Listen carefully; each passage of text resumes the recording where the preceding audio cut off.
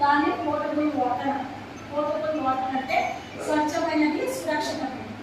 అది మామూలుగా మనము హోటల్ వాళ్ళు ఎవరైతే ఉన్నామో, మనం ఎవరైతే లైసెన్స్ కలిగి ఉన్నారో FSSAI రూల్ ప్రకారంగా ప్రతి 6 నెలల్లో 10 ప్యాకెట్లు ఉన్నాయి. 1 kg ప్యాకెట్లు గోధుమ పిండి ప్యాకెట్. దాంట్లో 3 ప్యాకెట్లు జూన్ మంత్ ఎక్స్పైరీ డేట్ ఉన్నాయి, ఇంకో 3 ప్యాకెట్లు సెప్టెంబర్ మంత్ ఎక్స్పైరీ ఉన్నాయి, ఇంకో 3 ప్యాకెట్లు డిసెంబర్. ఏది ముందు పడాలా? జూలై ముందు పడాలి. ఓకే, సో దాన్ని FEFO అంటారు. ఫస్ట్ ఎక్స్పైరీ ఫస్ట్ ముందు జూన్ కంప్లైంట్. అందుకనే ఇవి ఇట్లా 10 బ్యాగ్ ఉన్నప్పుడు మరి ప్రతి ఒక్కరు చూసుకుంటే చేస్తామా మేడం, అంత టైం ఎక్కడ ఉంటుంది అని మళ్ళీ ఒక క్వశ్చన్ మీరు. ఓకే, సో ఇది మనసులో వస్తుంటే ఎవరు అడగాలి క్వశ్చన్స్, నాకు తెలుసు సంగతి. ఓకే, సో అందుకనే మనం తీసుకునేటప్పుడే అరేంజ్ చేసి పెట్టుకోవాలి. FEFO ప్రకారంగా FIFO ప్రకారం అంటే ఈ ముందు ఏవైతే ఎక్స్పైర్ అయిపోతున్నాయో అవి ముందు పక్కకు, తర్వాత వెంటల్ పక్కకు అలా పెట్టుకున్నప్పుడు ఇలాంటి ఫుడ్ పాయిజనింగ్ కేసెస్ని చాలా వరకు మనం కంట్రోల్ చేయలేదు. అదే ముందు డిసెంబర్ వాడేసినారనుకోండి, ఏమవుతుంది? ముందు డిసెంబర్ వాడేస్తే ఈ జూన్ పెట్టుకోమని చెప్పట్లేదు. చేస్తున్నా సరే ఆయన వంట చేస్తున్నంత సేపు ఏం పడకుండా మన ఎదుగుదలన్నీ పడకుండా ట్యాప్ పెట్టుకోవాలి. ఇలా పడుతుంది. తర్వాత ఏదైనా పెద్ద పెద్ద చూపాలు, కమ్మలు, పూలు ఇట్లాంటివి పెట్టుకోకూడదు లేడీస్ అయితే. ఓకే, సో ఇలాంటివన్నీ ఏమవుతుందంటే ఏదైనా దాంట్లో పడిపోవడానికి అవకాశం ఉంది.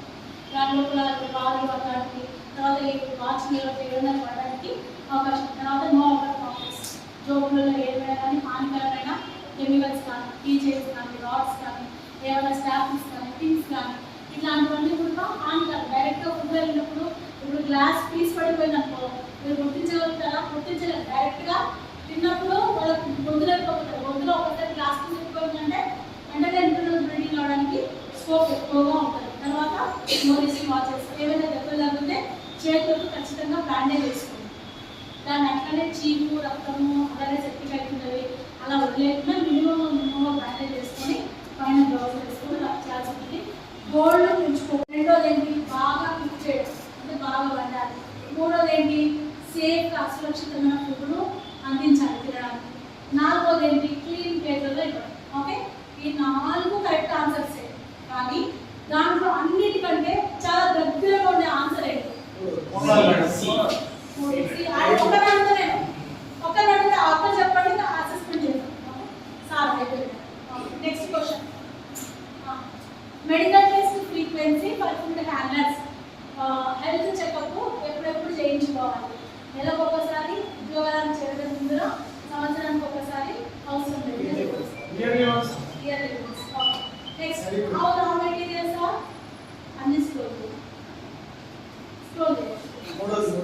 మూడోది how raw materials are ingredients shall be accepted. Raw materials అంటే మన సరుకులు, ఉప్పులు, పప్పులు మనకి ఏదైతే మనం తెచ్చుకుంటామో అవి ఓకే ఎలా ఉండాలి? బాగా ఉండాలి.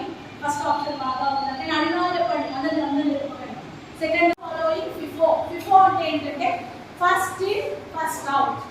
ఫస్ట్ ఇన్ ఫస్ట్ అవుట్ అంటే ముందుగా మన షాప్లో మనం తీసుకొచ్చుకునేది, ముందుగా మన హోటల్లో ఏ మెటీరియల్స్ తీసుకుంటామో అవి ముందుగా వాడాలి. ఎగ్జాంపుల్, పొద్దున ఒక 10 kg టమాటాలు కొనుక్కుంటాము, ఓకే, మధ్యాహ్నం లంచ్కి.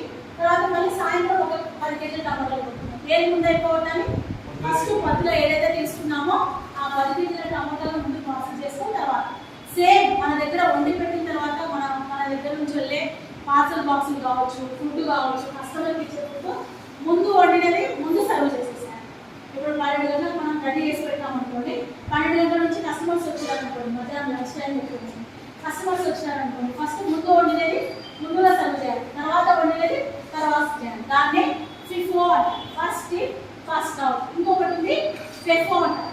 FEFO first expiry first out. అంటే ఒక 10 ప్యాకెట్లు ఉన్నాయనుకోండి, గోధుమ పిండి ప్యాకెట్లో ఒక 10 ప్యాకెట్లు ఉన్నాయి. దాంట్లో 3ంటికి ఏమంతో బ్యాక్టీరియాలు కూడా ఉన్నాయి. అవి ఇక్కడ సాల్మొనెల్లా అనేది ఒక బ్యాక్టీరియా. అది వాటర్లో ఉంటుంది, ఫుడ్లో ఉంటుంది. దాని నుంచి మనకు ఒక రకమైన రోగం వస్తుంది. ఆ రోగాన్ని ఏమంటారు? టైఫాయిడ్ జ్వరం వస్తుంది. ముఖ్యంగా ఎందుకు వస్తుంది టైఫాయిడ్ జ్వరము? కలుషితమైన నీళ్లు తాగడం వల్ల, కలుషితమైన ఆహారం తినడం వల్ల. అది వచ్చిన తర్వాత మన శరీరంలో మినిమంగా 14 రోజులు ఉంటుంది. 14 రోజుల తర్వాత మన డాక్టర్ ఇచ్చే మెడిసిన్స్ వేసుకొని మనం కొన్ని రకాల పరిశుభ్రతలు పాటించిన తర్వాత ఆ సాల్మొనెల్లా బ్యాక్టీరియా అనేది తగ్గుముఖం పడుతుంది.